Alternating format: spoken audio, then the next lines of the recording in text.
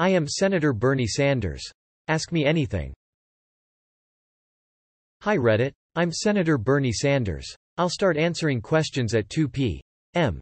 ET. The most important election of our lives is coming up on Tuesday. I've been campaigning around the country for great progressive candidates. Now more than ever, we all have to get involved in the political process and vote. I look forward to answering your questions about the midterm election and what we can do to transform America. Be sure to make a plan to vote here. Link. Let me thank all of you for joining us today and asking great questions. My plea is please get out and vote and bring your friends, your family members and coworkers to the polls. We are now living under the most dangerous president in the modern history of this country. We have got to end one-party rule in Washington and elect progressive governors and state officials. Let's revitalize democracy. Let's have a very large voter turnout on Tuesday. Let's stand up and fight back. Let me thank all of you for joining us today and asking very great questions. My plea is please get out and vote and bring your friends, your family members and coworkers to the polls. We are now living under the most dangerous president in the modern history of this country. We have got to end one-party rule in Washington and elect progressive governors and state officials. Let's revitalize democracy. Let's have a very large voter turnout on Tuesday. Let's stand up and fight back. Thank you all very much. Please make a plan to vote here. Link. Senator, while I understand that your schedule is probably managed down to the very minutes, I would strongly suggest that you consider coming back and answering a few more questions. A Reddit AMA is perceived vastly differently from, say, a press conference. Rather than answering as many questions in the time allotted to you, in this case, apparently 12 questions in about 30 minutes, consider this thread an ongoing conversation with the people. Especially consider answering questions that may not garner a popular reaction, or questions that are clearly hostile in nature. It's easy to answer softball questions like, "What's your favorite book?" but it doesn't show much in the way of gumption. You smoke weed? When I was a young man, I did smoke marijuana on several occasions. For me, the result was a lot of coughing. Having said that, I strongly believe that we should move toward the legalization of marijuana because that issue is an integral part of our failed criminal justice system. Today in America, we have more people in jail than any other country, and there are millions of Americans who have police records because they were arrested for possessing marijuana. And when that happens, it can be harder to get a job or an apartment. If we are serious about criminal justice reform in this country, we must move towards the legalization of marijuana, and that is something I'll fight for. Bernie, how can we stop the war in Yemen? Why do we continue to operate on friendly terms with Saudi Arabia? Why don't we try to actually engage in a healthy relationship with Iran? This is a very important question and an issue I've been working very hard on for the last year. In fact, a resolution I brought the Senate floor with Senators Lee and Murphy called for ending in the war in Yemen. That war is an unbelievable and horrific humanitarian disaster. That country is facing a cholera epidemic and widespread famine. We should not be allied with a dictatorship like Saudi Arabia who is leading the effort in that war. Further, in my view, that war is unconstitutional because Congress, which has the war-making authority in our form of government, has not authorized it. Let's get out of Yemen as soon as possible and help bring humanitarian help to that struggling country. Saudi Arabia is a brutal dictatorship which does not tolerate dissent, which treats women as third-class citizens and which is run by a handful of multi-billionaires. I strongly condemn Trump's affection for the rulers of Saudi Arabia. And if we are to avoid a never-ending war in that part of the world, it is imperative that we develop an even-handed policy toward Iran and Saudi Arabia. Slite. Do you believe there should be more citizen involvement in government or just the opposite? Also, what do you think of the current education system in the U.S.? I think we need to make a lot of improvements. We have got to appreciate the young people of this country are the future of America. That means ending the absurdity that in the wealthiest country in the history of the world, we have the highest rate of childhood poverty of almost any major country on earth. Children cannot learn if they're hungry or homeless or if their families are struggling with drug addiction. Further, we have got to respect educators in this country and make sure that we attract the best and brightest to the teaching profession by paying our teachers good wages and providing them with good working conditions. Unbelievably, in America today, there are states like Oklahoma and Colorado where kids are going to school 4 days a week because of budgetary constraints. How insane is that? Further, we need to move toward universal, affordable childhood pre-K. The bottom line is, instead of giving tax breaks to billionaires and large corporations, we need to fund our schools and respect educators. In your opinion, what is the most pressing issue facing our generation today?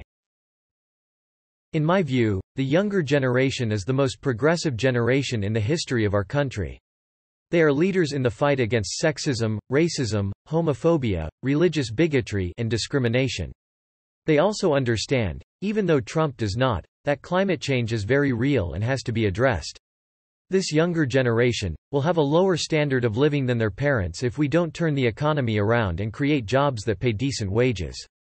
I have talked to too many college graduates who are earning $10 or $11 an hour, and that is not acceptable. Further, millions of young people have left school deeply in debt and are struggling hard to pay off those debts. Low-wage jobs and high debt makes for a difficult existence. My hope is that young people in response to these issues will become increasingly involved in the political process and stand up for their rights. The young people can turn this country around if they run for office, if they vote, and if they get involved. I very much hope they will. Thanks for this AMA.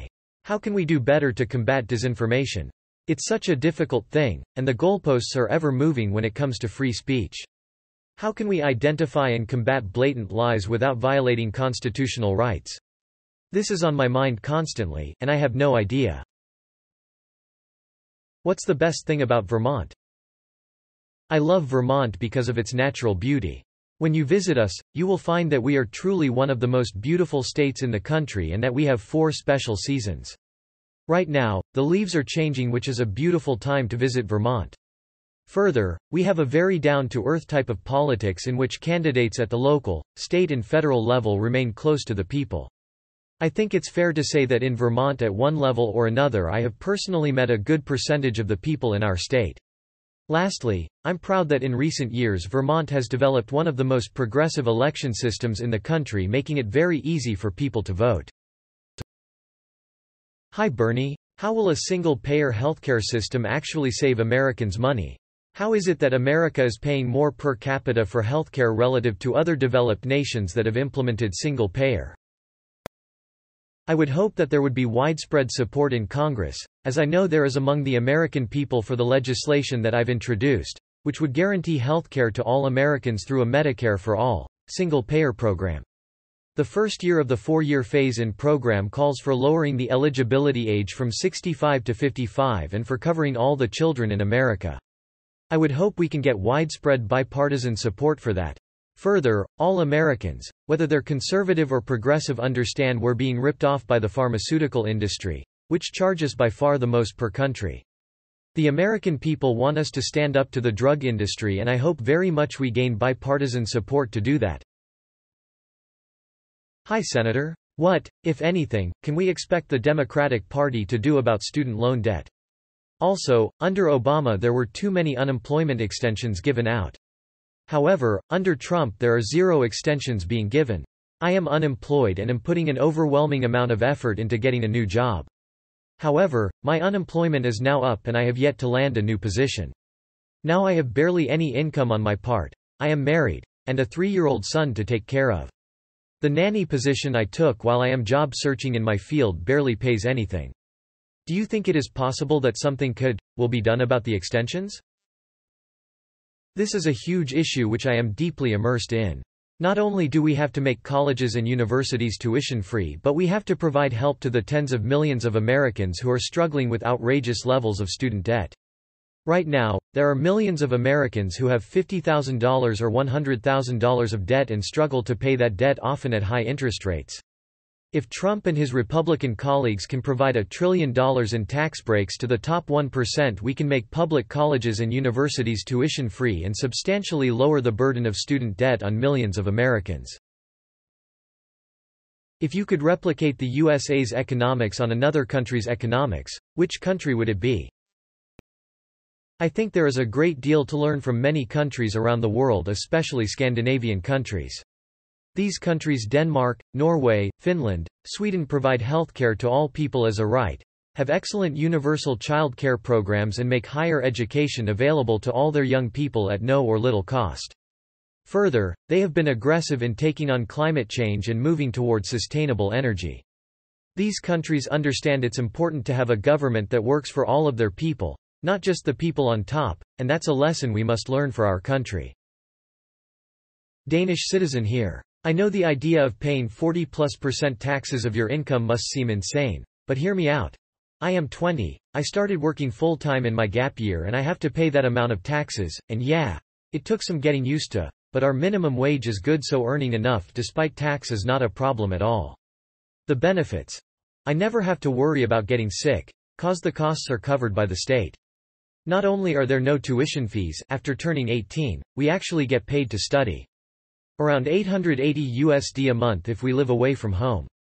I never have to worry about getting laid off, cause the state pays if you're without a job as long as you apply to X amounts of jobs per week. You might think a lot of people try to use the system and then aren't motivated to work. I haven't found that to be true at all. Because of our great conditions everyone I know strive to give back to society, they are more motivated to go to work every day. Edit. This blew up. Thank you kind stranger for the gold. First gold ever, so really appreciate it. I've been reading all the responses and have tried to respond to as many as I could. I'd also like to add that of course Denmark isn't perfect. I personally disagree with our recently more strict immigration policy, and also, I'm by no means an expert on our tax system, it's a bit more complicated than just 40%. Recently there actually has been an issue where some people dealing with the taxes stole a lot of money. I believe we can bounce back.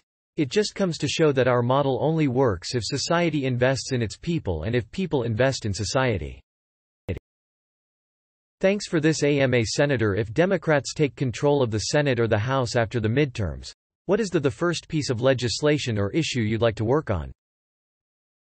If Democrats take control the House or the Senate, we must move to raise the minimum wage to $15 an hour.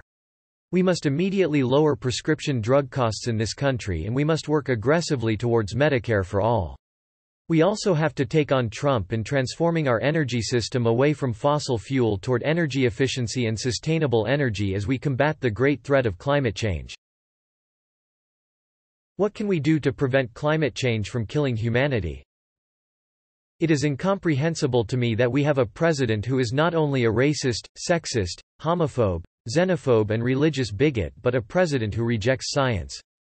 The debate over climate change is over. The scientific community is almost 100% united in telling us that climate change is real, caused by human activity, and is already doing devastating harm to our country and the world. We must as a nation lead the world in moving aggressively toward such sustainable energy as wind, solar and geothermal, and when we do that, we will not only combat climate change but create millions of good-paying jobs and lower electric bills. We must also move toward the electrification of our transportation system and rebuild our crumbling rail system. The United States should lead the world in combating climate change, not have a president who rejects science and works with the fossil fuel industry.